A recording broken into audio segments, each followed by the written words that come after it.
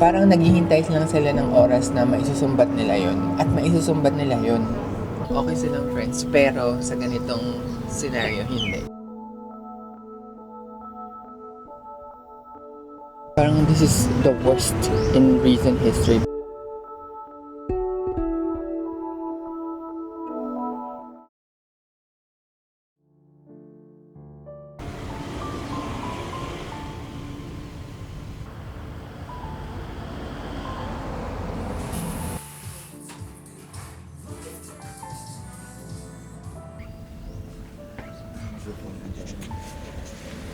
Yun na lang yung pag-usapan natin, yung okay silang friends, pero sa ganitong scenario, hindi. May mga tao kasing okay sila maging friend, pero pagkatrabaho mo na sila parang nag-iiba.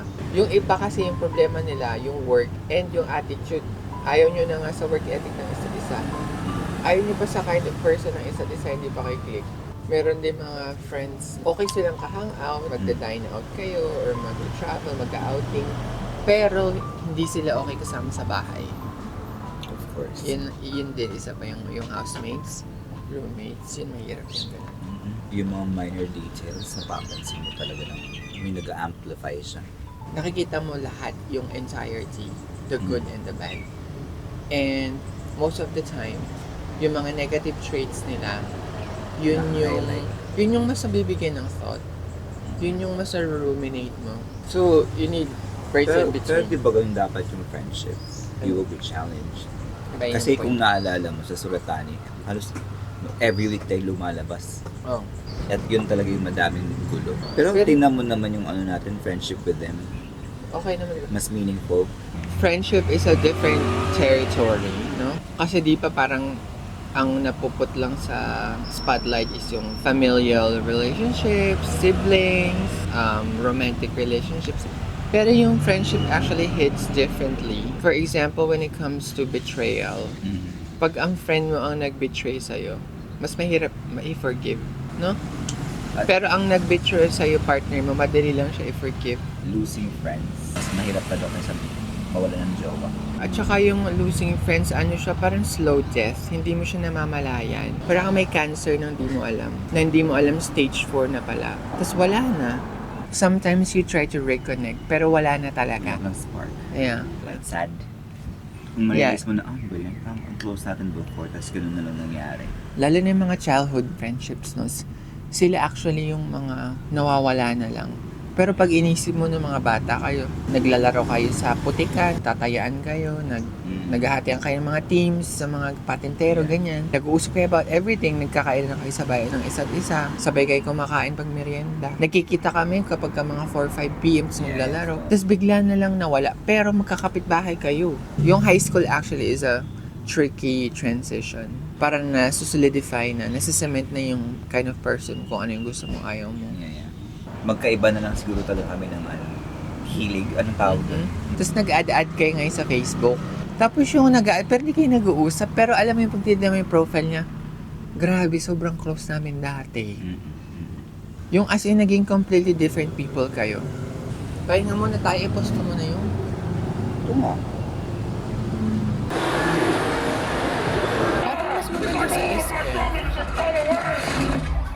In the beginning, yes.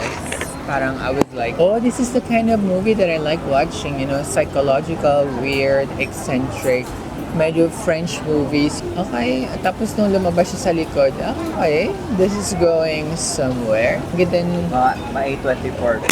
Yeah, parang sabi ko, medyo A24 vibes. Kaso pagdating sa dulo, oh my God, gory yung bloody na comedy na siya. But if you wanna watch the movie, i-recommend namin The Substance. So yun lang guys, please watch Substance kung gusto niyo ng movie na out of this world.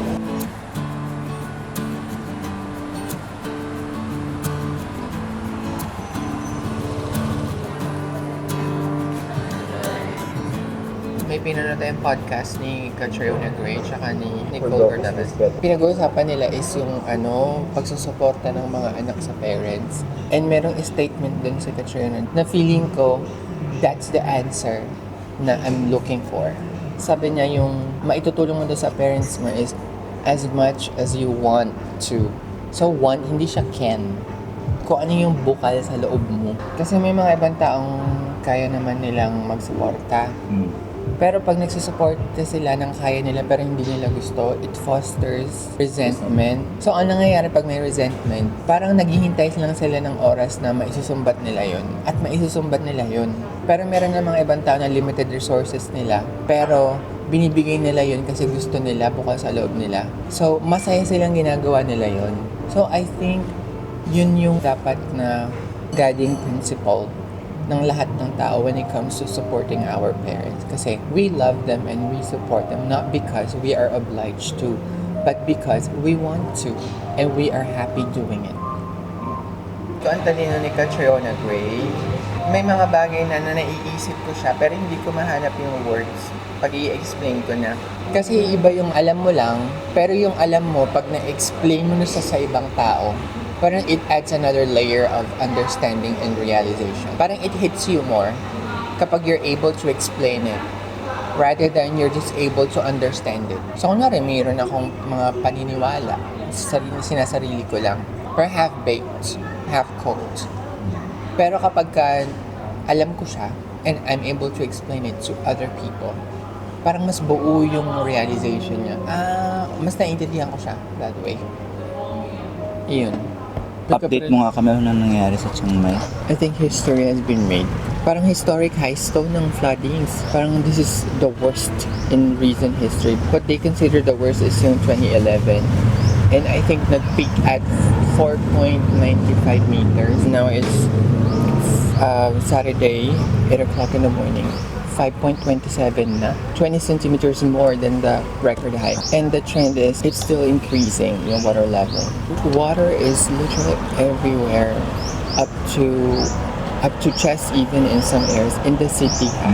Pero kung mapapansin mo, wala namang ulan. So for those people wondering saan galing yung baha, galing siya sa mga river overflows. So these are water from upstream sa Meteng, Chiangdao.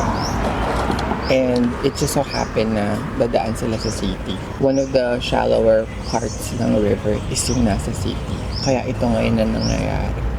A lot of businesses, offices, even schools have closed down already for days. A lot of rescue operations now. A lot of people stocking up on food and water. There's also power outages reported na in some areas. So yeah, we're now here. As of now, gratefully, we're safe for now. But we're actually planning on stocking up also on groceries after this morning coffee.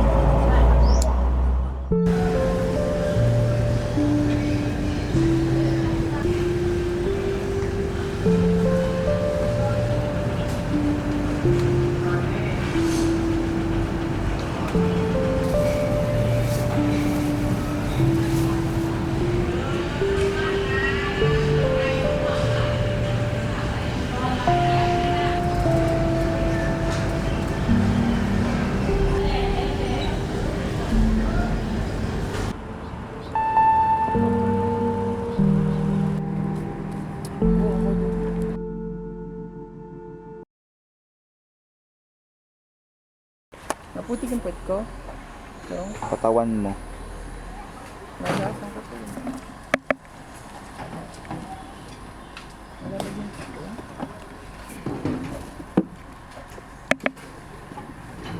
Ang lala ng ano dito. Sobrang lala sa loob. Hindi kaya na nila. Hindi siya kaya ng mga picture. Kailangan ng perfectionist na.